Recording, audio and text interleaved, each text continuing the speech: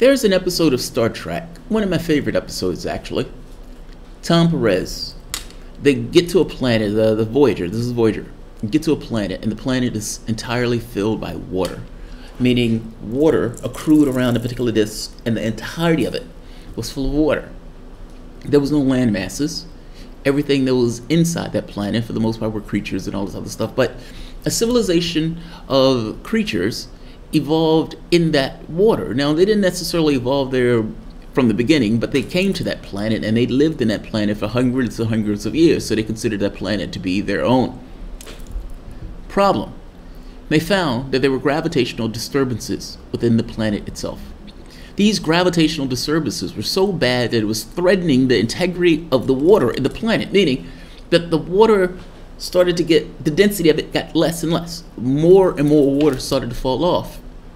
They didn't necessarily understand why, but they didn't have the technology to fully determine why. Voyager comes. Voyager is enamored by this. There are certain depths of that planet that their technology didn't allow them to go, that the Voyager crew had the ability and the technological resolve to do it. Tom Perez, he's enjoying this.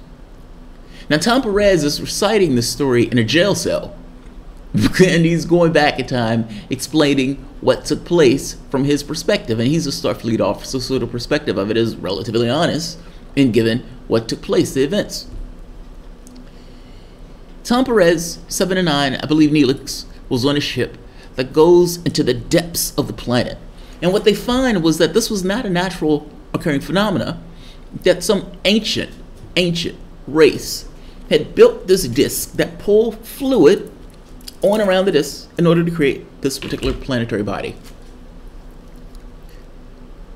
The problem is that the mining operation of the beings that was living in this was creating such a strain on the system itself that in order to compensate, it had to leave off certain water.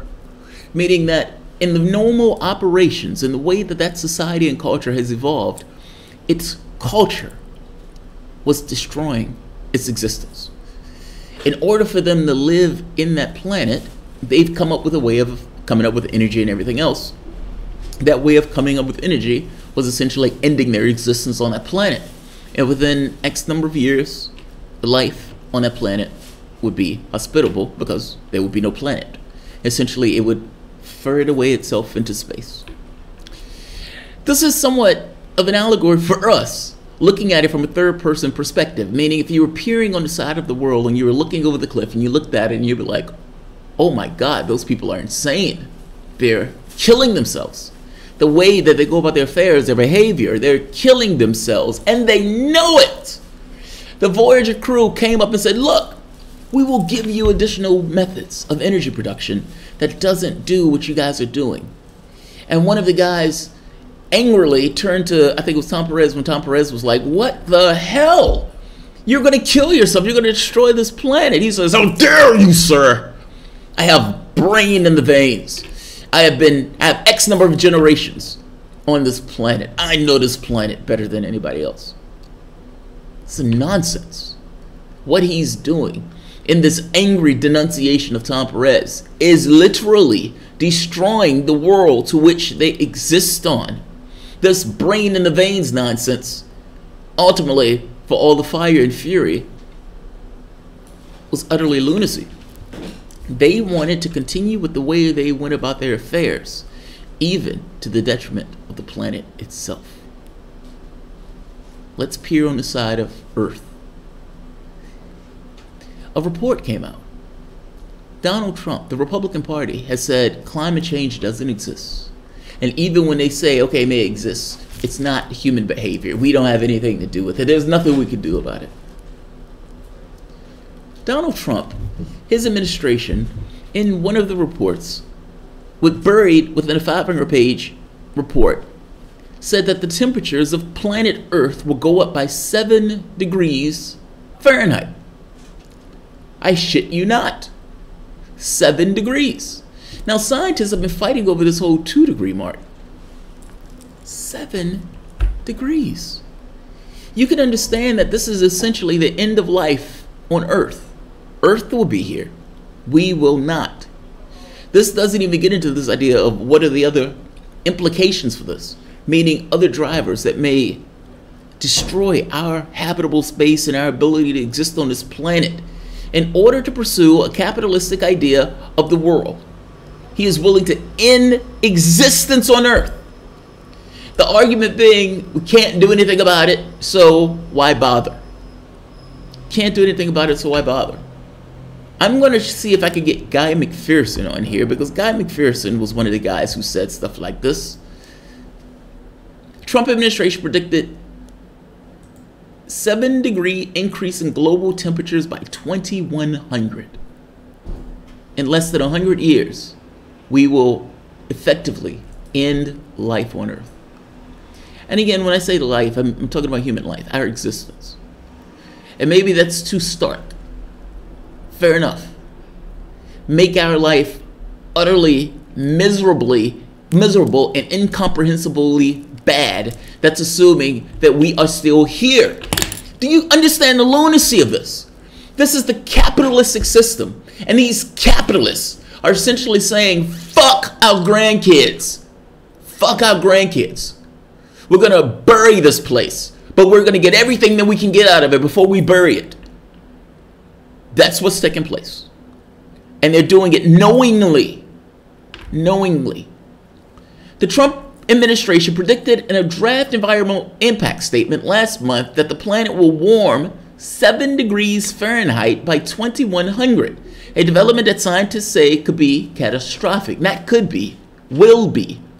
Among the consequences of such a rise, coral reefs would dissolve, oceans will become more acidic, extreme heat waves will plague the globe, and coastal cities would be at risk of underwater, according to the Washington Post, which was the first to report the prediction.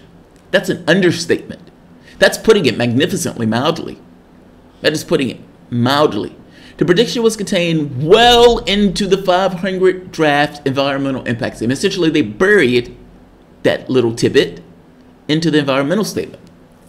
The draft statement was written to defend President Trump's decision to freeze federal fuel efficiency standards for light trucks and cars built by 2020. It largely declared that the planet's ultimate fate was already determined and that little could be done about it. Be prepared to just die. We can't do anything about it. The amazing thing they're saying is human activities are going to lead to the rise of carbon dioxide that is disastrous for the environment and society, and then saying they're not going to do anything about it. Michael McCracken, who served as senior scientist at the U.S. Global Change Research Program from 1993 to 2002, told the Washington Post. The White House did not immediately respond to requests for comment.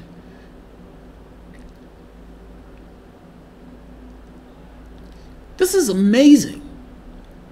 This is utterly amazing. There's an asteroid that's going to hit the planet. There's an asteroid that's going to hit the planet. At this point, the president, that is a Republican president in a party that largely said climate change doesn't exist, agrees that an asteroid is going to hit the planet, but chooses to say, we are not going to do anything about it. We don't have the technology, so fuck it. We can't do anything about it. Capitalism is killing you. This idea of getting profit, extracting profit, profit being God, the religion that we worship, the highest thing on the mantle, as appeals to human life and human survivability and livability on this planet. We can do things to address climate change. We cannot do those things within the context of a capitalistic system where cash is the highest objective. Sane and rational people will not say there's an asteroid that's going to hit us and we're not going to do anything about it. They will take action, even if that means going against the culture that created the problem in the first place. I'm going to see if I can get Guy McPherson on the channel. I suspect he's chest thumping at this point, seeing as the Trump administration is largely saying that he is effectively right. Trump essentially saying, prepare to die. I need my billions. Prepare to die. This is an amazing document. I'm putting it here so you guys can see for yourself.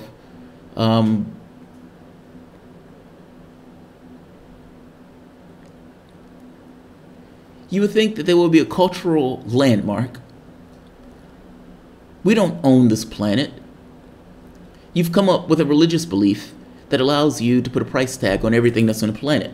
That's a religious belief. That's no different of a religious belief than magical Jesus or magical Allah or whatever. That's you coming up with some idea of stuff.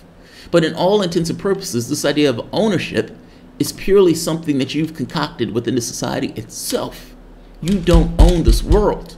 And not just not own this world, there should be something in you that says, I'm going to leave this planet better off than what I had when I got here. Rich fucks, not so much. Republican Party, not so much. And maybe you can even say most Americans, not so much. In the way that we are going about our affairs, let me be very clear. We are killing ourselves. We are destroying this planet, at least the habitable space of this planet, for our kids and for our grandkids. And they will be very angry and cross at us, as an understatement, when their lives, assuming that they can live on this planet, become that much more difficult and that much more miserable. All to fuel the needs of a top greedy 1%. This world can be better. We can have a different world. No, we can't have this world in the context of a capitalistic system where everything is a commodity and the only thing that you care about is maximizing your profit. No, you can't have that world in that way. And no, you can't save the world within that context. But if human survivability, human livability, the betterment of the mankind, there needs to be a hegemonic change in the way that we organize ourselves, where the human being and the individual is more important than fucking cash. By 2100, the Trump administration that has claimed that the planet, climate change doesn't exist, will hit 7 degrees Fahrenheit. That is the end of the human existence on this planet. Be very clear. And the Trump administration says there's nothing we can do about it, so just prepare to die. We got to make our millions. Sorry. Utterly amazing. I'll put the article at the bottom so you can see for yourself. And I'll end this here. Thanks all.